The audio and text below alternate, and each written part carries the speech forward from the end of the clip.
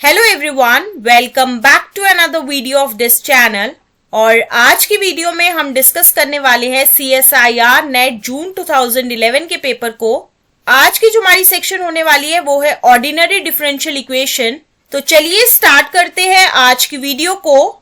आज का जो हमारा क्वेश्चन है वो बेसिकली कुछ इस तरीके का है। इसमें जो है हमें एक ऑर्डिनरी डिफरेंशियल इक्वेशन दी गई है u double dash of t plus p of t into u dash of t plus q of t into u of t is equal to r of t, जहां पे ये जो p, q और r जो है ये तीनों की तीनों जो है वो कॉन्टिन्यूअस फंक्शंस है जो कि डिफाइन किए गए हैं क्लोज इंटरवल 0,1 के अंदर।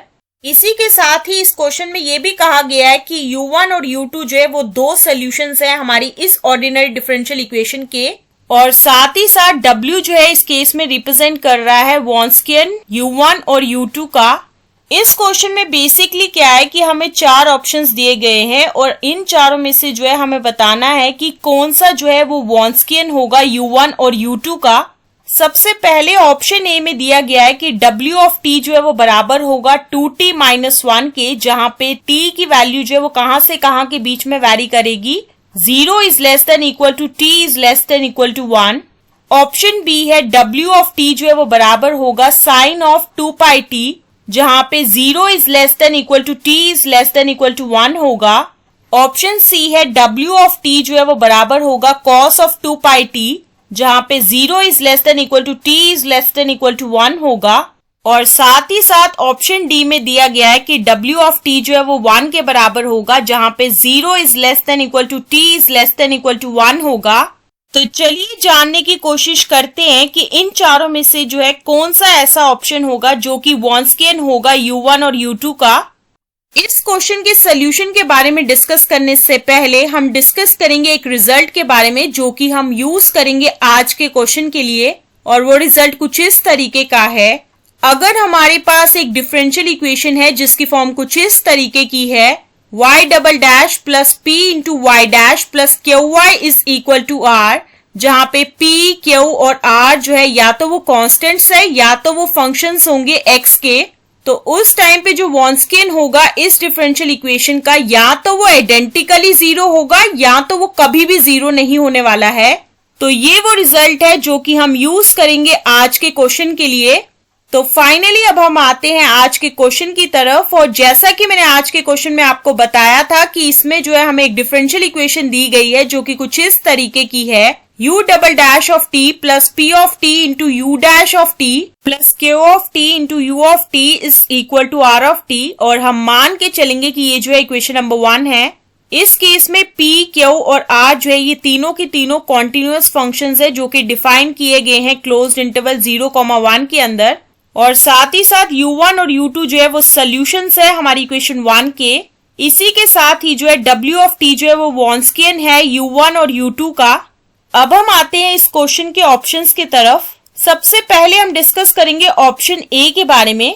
अगर ऐसा हो जाता है कि W ऑफ t की वैल्यू जो है वो बराबर आती है 2t माइनस 1 के, जहां पे 0 is less than equal to t is less than equal to 1 है। इसमें सबसे पहले जो है हम निकालेंगे जीरोस W ऑफ t के, और उसके लिए हम क्या करेंगे कि W ऑफ t को जो है वो 0 की तरफ इक्वेट करेंगे, जो कि इस चीज को इम्प्लाई करेगा कि 2t माइनस 1 जो है वो 0 के बराबर होगा। और इसका क्या मतलब है कि t जो है वो 1/2 के बराबर होगा। तो यहाँ से हम ये चीज कह सकते हैं कि W ऑफ t जो है वो 0 तभी होगा जब t इक्वल टू 1/2 के बराबर होगा। लेकिन जैसा कि हमने इस रिजल्ट में डिस्कस किया था, या तो वॉन्स्कियन जो है वो आइडेंटिकली 0 होगा या तो वो कभी भी 0 नहीं होगा। तो इसका क्या मतलब है कि जो W ऑफ t हमें ऑप्शन ए में दिया है वो तो वॉन्स्कियन नहीं हो सकता है U1 और U2 का। तो यहाँ से हम ये चीज कह सकते हैं कि ऑप्शन ए जो है वो बिल्कुल गलत है। अब हम आते हैं ऑप्शन बी की तरफ। अगर हम मान भी लेते हैं कि W ऑफ t जो है वो बराबर है साइन ऑफ 2 पाई t, जहां पे 0 is less than equal to t is less than equal to 1 है। इसमें सबसे पहला काम ये होगा कि हम जीरोस निकालेंगे W ऑफ t के। उसके लिए हम क्या करेंगे कि W ऑफ t को जो है वो 0 के तरफ पुट करेंगे ताकि हमें मिल सके साइन ऑफ 2 पाई t जो है वो 0 के बराबर होगा। और ये चीज जो है वो तभी पॉसिबल होगी जब t इक्वल टू 0 होगा, 1/2 होगा और 1 होगा। क्योंकि जब हम t इक्वल टू 0 ले रहे हैं तो उस टाइम पे साइन ऑफ 2 पाई t जो है वो बराबर होगा साइन ऑफ 0 के, जो कि फर्दर बराबर होगा 0 के। जब हम t इक्वल टू 1/2 ले रहे हैं तो उस टाइम पे साइन ऑफ 2 पाई इंटू 1/2 जो है वो बराबर होगा साइन पाई के, जो कि फर्दर बराबर होगा 0 के।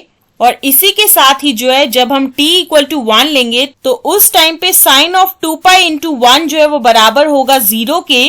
तो यहाँ से हम ये चीज कह सकते हैं कि w ऑफ t जो है वो 0 तभी होगा जब t इक्वल टू 0 होगा, 1/2 होगा और 1 होगा। लेकिन रिजल्ट के मुताबिक जो है ऐसा w ऑफ t जो है वो वॉन्स्कियन हो ही नहीं सकता है एक डिफरेंशियल इक्वेशन का। तो इसका क्या मतलब है कि जो w ऑफ t जो है हमें ऑप्शन बी में दिया है वो वॉन्स्कियन नहीं होगा हमारी गिवन डिफरेंशियल इक्वेशन का। तो इसी वजह से जो है ऑप्शन बी जो है वो बिल्कुल गलत है। अब हम आते हैं ऑप्शन सी की तरफ। ऑप्शन सी में हमें दिया गया है कि w ऑफ t जो है वो बराबर होगा cos ऑफ 2 पाई t, जहां पे 0 is less than equal to t is less than equal to 1 है।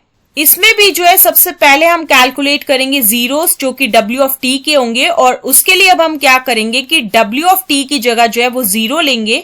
तो यहाँ से ये चीज इंप्लाई होगी कि cos ऑफ 2 पाई t जो है वो 0 के बराबर होगा, और ये चीज तभी पॉसिबल होगी जब t इक्वल टू 1/4 के बराबर होगा।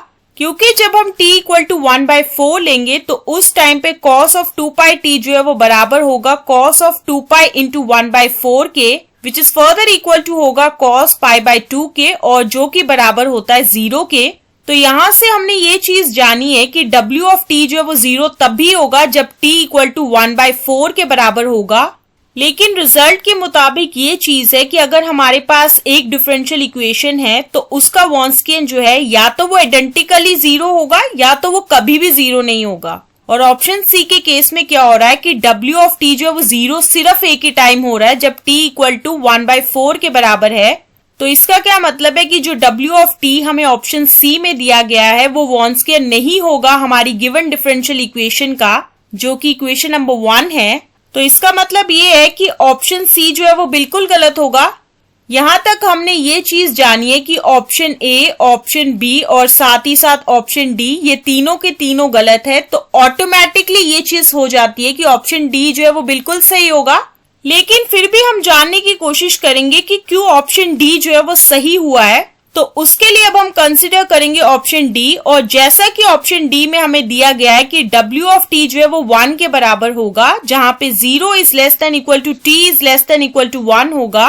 और इस केस में जो है wt जो है वो कभी भी 0 नहीं हो रहा है। इनफैक्ट ये जो है वो हमेशा नॉन जीरो होगा जब 0 is less than equal to t is less than equal to 1 होगा।